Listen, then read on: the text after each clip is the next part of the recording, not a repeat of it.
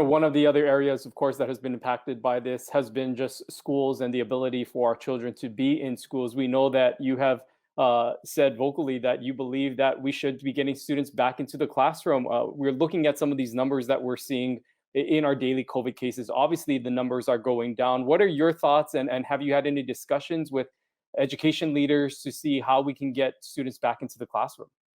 Yeah, this was an interesting process over the last couple of weeks. I talked to the governor, the superintendent, through staff, talked with Dr. Char, legislative leaders, mayors, and others, and everybody seems to be in agreement. We ought to open the schools as soon as possible.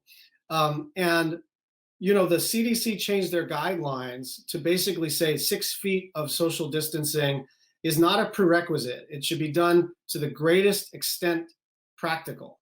And that is a big change in policy. And what that means is in places where there's low COVID, it is okay, and universal masking, it is okay to have kids 3 feet apart as long as they're masked and you're in a place where there's very, very low COVID. I had a constructive conversation with Corey Rosenlee from HSTA. I've been talking to both UPW and HGA. And I think the good news is that everybody is saying that they want to reopen in-person schools as quickly as possible. Now come the logistics, and this is where I worry a bit, is that if we have a collective determination to reopen the schools, that takes some doing. It takes curriculum changes, it takes the reconfiguration of physical space, it takes COVID protocols, new training for teachers and principals and other school staff. So if we've decided to do this, and I think we have collectively, although that's not a formal decision, but I haven't talked to a major education or government leader who doesn't agree we should